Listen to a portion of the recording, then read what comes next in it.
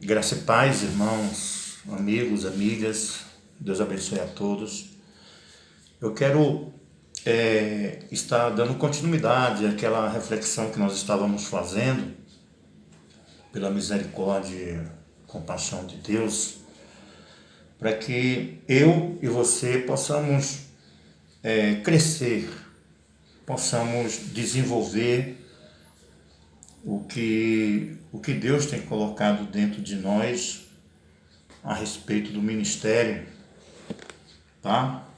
E repetindo o versículo, vocês conhecem muito bem do direto ao assunto passado, que diz assim: eu é que sei que pensamentos tenho a vosso respeito, diz o Senhor, pensamento de paz e não de mal, para vos dar o fim que desejais. Então, a gente falou sobre a essência do amor, da paixão, da compaixão do Senhor, o motivo, né? O motivo seríssimo que ele tinha de permitir que Nabucodonosor, né, chamado até de servo, né, de Deus, o porquê ele foi até Jerusalém, derrubou os muros, queimou as portas e saqueou os utensílios, né? Roubou os utensílios da casa do Senhor. E quando aquilo aconteceu, muitas pessoas não entenderam, né? Principalmente, né, um profeta menor, né, que segundo a teologia chama, o profeta menor, Abacuque. Você vê que ele não aceitava de jeito nenhum que uma nação, né, que não tinha nada a ver, idólatra, que não tinha nada a ver com os princípios de Deus, fizesse o que fez com o povo de Jerusalém e levasse os nobres para o exílio. Né? Quando a gente fala os nobres, eram aqueles que tinham valores, né?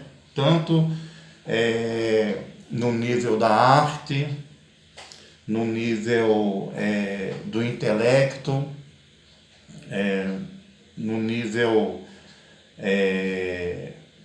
de sacerdote, de profeta. Mas Deus é tão maravilhoso, né, que Ele faz tudo organizado com ordem e decência, até um exílio, né? Até um exílio. Tanto é que Abacuque depois entendeu, né, porque aquilo estava acontecendo, que era preciso acontecer, para que o povo de Deus fosse corrigido, como eu e você também precisa ser corrigido, né?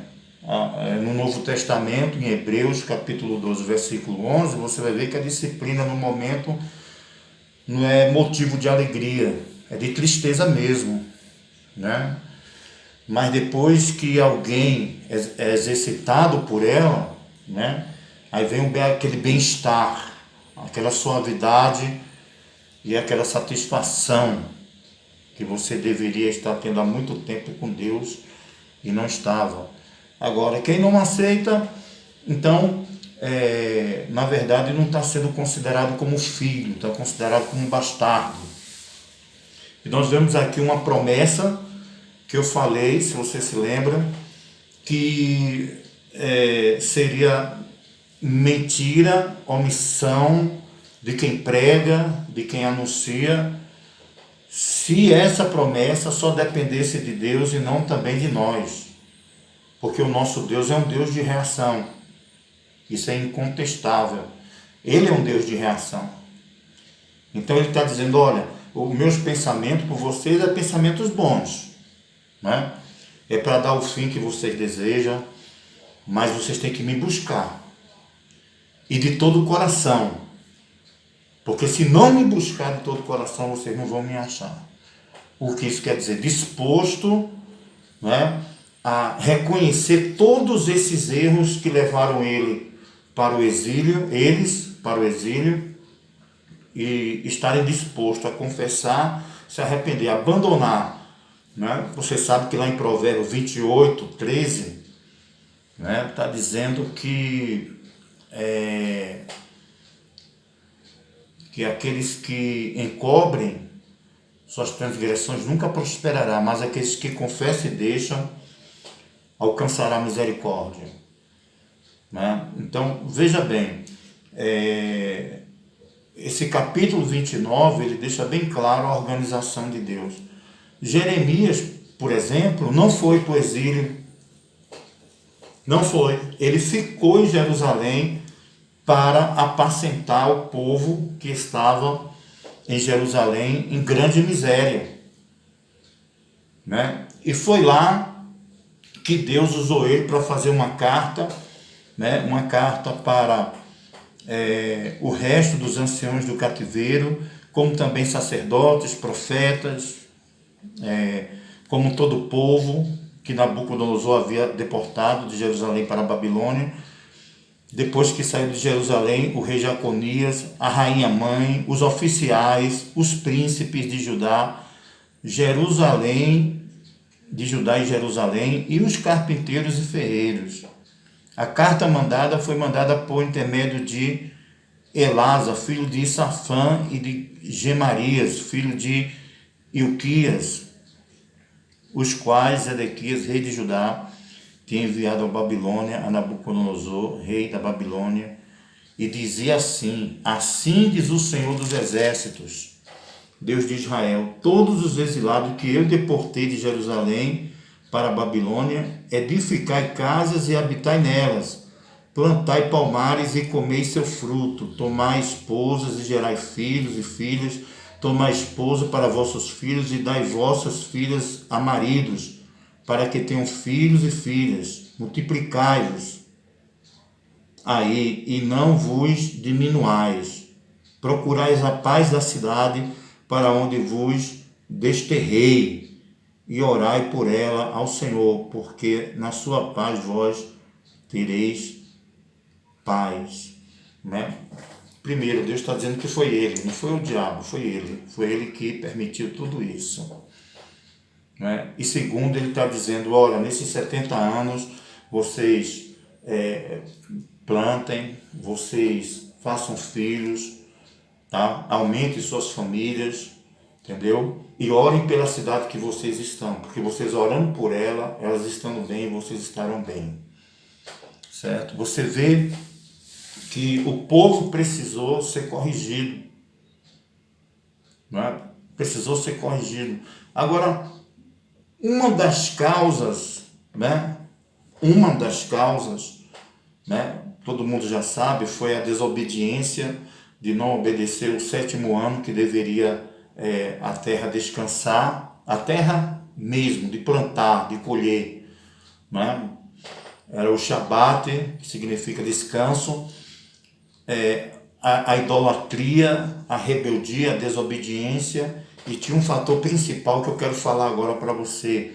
O profeta Ananias, que representava todos os outros profetas falsos, que profetizava aquilo que o povo queria ouvir, né? E você sabe muito bem, irmãos e irmãs, amigos e amigas, que nós estamos nos últimos dias. O próprio Jesus, em Mateus capítulo 24, ele avisou a quem? A qualquer um? Não, aos seus próprios discípulos: cuidado para que ninguém vos engane, né? Ele estava falando isso para o pior ladrão que existe na face da terra, né? Que é o ladrão de consciência. Não é o ladrão de banco, não é o ladrão, está tudo errado, né? Mas o pior ladrão que tem é aquele ladrão de consciência que consegue roubar a coroa. Tanto é que a Bíblia diz: cuidado para que ninguém roube a tua coroa, né? Porque está tudo aqui, ó. Se roubar a verdade, né, que está impregnada na sua mente, que espero que esteja, se conseguir roubar, então já era. Ele estava dizendo para os seus discípulos: cuidado para que ninguém vos engane, né? A gente vê lá em Timóteo, né? A gente vê lá em Timóteo, se você tiver aí uma Bíblia, né? Eu queria que você também acompanhasse. Você vê o que diz aqui em Timóteo, ó, no versículo 4. Segundo Timóteo 4. Isso já acontece agora no Novo Testamento. Os falsos profetas, pastores, os falsos apóstolos, os falsos mestres, evangelistas, né? E isso, a igreja de Éfeso, lá em Apocalipse, a Bíblia diz que eles conseguiam detectar quem eram falsos líderes, falsos apóstolos, né? Mesmo eles tendo perdido o primeiro amor, mas mesmo assim eles tinham percepção aguçada, eles tinham discernimento de quem era verdadeiro e de quem não era, né? E uma das coisas que eu acho que eles aprenderam é que quem é verdadeiro mostra pelos seus frutos e não pelos seus dons, né? Então, é por isso que muitos naquele dia vão dizer, não profetizei, não curei, não fiz isso no teu nome, não expulsei demônio no teu nome, e Jesus vai dizer, apartai-vos de mim, vós que praticais a iniquidade. Por quê? Porque aquele ali usou a palavra, usou o nome, mas não se deixou ser usado nem pelo nome, nem pela palavra. Por quê? Porque pensava só em si, pensava nos seus próprios interesses. O ministério não era de Deus, o ministério era dele, né? Quem sustentava o ministério dele não era Deus, era o povo, as pessoas que gostavam de ouvir o que ele falava, o que ele dizia, né? E olha só o que o apóstolo Paulo fala para Timóteo: conjuro-te perante Deus e Cristo Jesus, que há de julgar vivos e mortos, pela sua manifestação e pelo seu reino. Prega a palavra, insta, quer seja oportuno, quer não, corrige, repreende, exorta com toda a longanimidade e doutrina. Olha só, coisas que ninguém gosta de ouvir, tá? Olha aí, o profeta verdadeiro, ele corrige, ele repreende, ele exorta, e isso com toda a longanimidade e doutrina, que no grego significa ensinamento, tá? Pois haverá tempo em que não suportarão a sã doutrina, quer dizer, o santo ensinamento, não suportarão o santo ensinamento. Pelo contrário, cercar-se-ão de mestres, de líderes, de mestres, segundo as suas próprias cobiças. Quer dizer, mestres que vão estar pregando para engordar suas próprias cobiças, vai ouvir o que eles querem, desejam ouvir. Eita, homem de Deus, né? Aí diz, como que sentindo coceira nos ouvidos, e se recusarão a dar ouvidos à verdade, entregando-se a fábulas. Tu, porém, se sóbrio em todas as coisas, suportas as aflições, faz o trabalho de um evangelista, cumpre cabalmente o teu ministério, né? Então, eu quero terminar aqui, né, com a mesma palavra que Jesus falou para os seus discípulos: cuidado para que ninguém vos engane. O apóstolo Paulo, ele levava tão a sério a sua salvação e a salvação do seu povo, os seus ouvintes, seus discípulos, que ele disse, olha gente, eu ainda não julgo ter alcançado, porque ele sabia que ainda estava num corpo corruptível. Mas uma coisa eu faço, ele disse, esquecendo as coisas que para trás ficaram e avançando para que diante de mim estão, prossigo para o alvo, para o prêmio da soberana vocação de Deus que está em Cristo Jesus nosso Senhor. A salvação é o maior tesouro que Deus entregou para o ser humano. Nós estávamos condenados. Ninguém na face da terra poderia nos salvar, porque somente o inocente é que poderia nos salvar. Somente o inocente. E muitas vezes a pessoa não entende porque Jesus nasceu do Espírito Santo, porque ele não podia nascer com a natureza adâmica, porque nós não somos pecadores porque pecamos.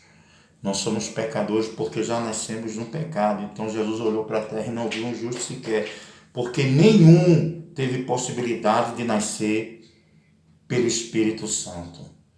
Então Jesus fez isso. Jesus aceitou o convite de morrer por nós na cruz, sem pecado, sem mancha, Cordeiro perfeito, né? Morreu na cruz por nós para nos resgatar, para que nós pudéssemos ter esperança. É por isso que Cristo em vós é a esperança da glória, para que nós pudéssemos ter essa salvação de graça, porque quando a gente aceita Jesus é de graça. Agora dali para frente tem que pagar um preço, o preço da santidade, o preço de carregar a sua cruz, de negar-se a si mesmo, né? E a Bíblia diz que depois que o Espírito Santo passou a habitar dentro de nós, né, os mandamentos não são pesados, porque é o Espírito Santo que nos consola, é o Espírito Santo que nos ajuda, é o Espírito Santo que intercede por nós com gemidos inexprimíveis. Então, meu amigo e minha amiga, você pode estar passando o problema que tiver agora. Faça uma retrospectiva, uma introspectiva. Só você pode fazer isso. Examine esse homem a si mesmo. Dá uma olhadinha para dentro de você. Eu não sou melhor do que você, eu faço isso. Eu encontro sim coisas erradas em mim. E eu tenho certeza que você vai encontrar em você. Só que a gente temos um advogado. E esse advogado, ele perdoou os nossos pecados passado, presente e até aqueles que nós vamos cometer amanhã, ele perdoa. Mas é preciso que eu e você se humilhem, porque aqueles que se humilham serão exaltados, mas aqueles que se exaltam serão humilhados. Reconheça onde você está errando. Você, líderes, pastores, evangelistas, apóstolos, tal, estou pregando isso porque Jesus está me permitindo pregar isso, tanto para mim como para você, né? Então, dá uma paradinha, tem um particular com Deus, porque Jesus está voltando e Jesus quer levar você e a mim, quer arrebatar você e a mim. Seja você quem for, seja líder, seja ovelha, seja membro, seja discípulo, seja em nome de Jesus. Faça isso. E depois que você fizer isso, amar a Deus sobre todas as coisas, aí você passa a amar o próximo como a si mesmo. Amém? Se tem uma coisa, né? Tem muita gente que diz assim, não vai levar para o céu é nada. Vai sim. Pessoas.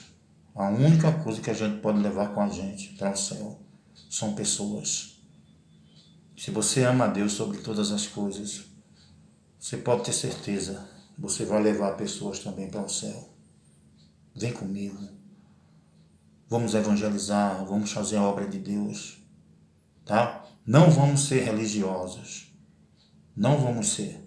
Vamos pegar esse estilo de vida lindo que Jesus nos deu, capacidade para viver, e vamos viver. Nesses últimos dias o amor de muitos esfriará, mas o nosso não vai esfriar. A violência vai se multiplicar, mas a violência não vai se multiplicar em nós. Nós somos o remanescente de Deus aqui na terra. Vamos prevalecer, ninguém vai roubar nossa coroa. Vamos vencer, a começar dentro de nossa casa, dentro de nossa família, esposa, filhos, filhas. Tá certo? Vamos marchar. Deus está conosco. Amém? Às vezes nós estamos tomando um remédio amargo, mas não é para o nosso mal, não. O pensamento dele é bom. O final que ele quer me dar e te dar é o que nós desejamos e o que ele deseja. Vitória. Amém? Deus abençoe. Tá? Ora por mim, que eu oro por você. Direto ao assunto, o pastor Ademar Costa, falando de vida ao seu coração. Direto ao assunto.